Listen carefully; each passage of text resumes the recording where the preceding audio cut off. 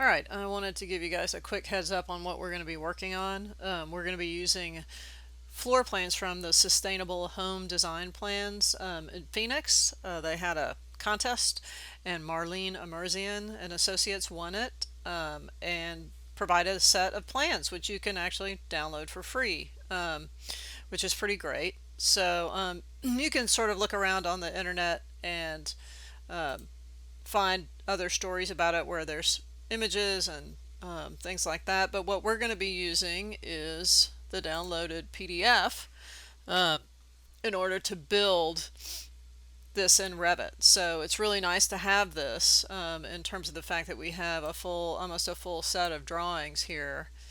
Here's the floor plan um, to work from. So we have reflected ceiling plans, roof plans,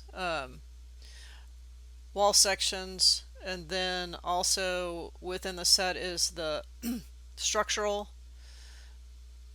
details, schedules, and the mechanical schedules, which is really great, and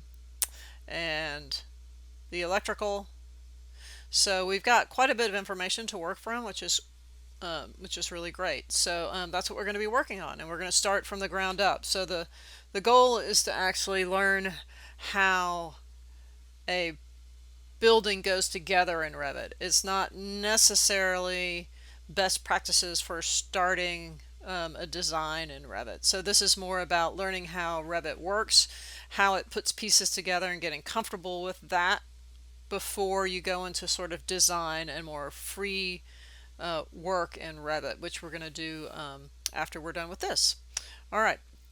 So what our goal is for the first week is to build the shell and to set up the grids and levels and all that kind of stuff and get everything ready to go. And after that, we'll take off on, all other parts, openings, windows, doors, lighting, mechanical, and just keep going. So that's what we're up to. So we'll see how things turn out at the end of the month. All right.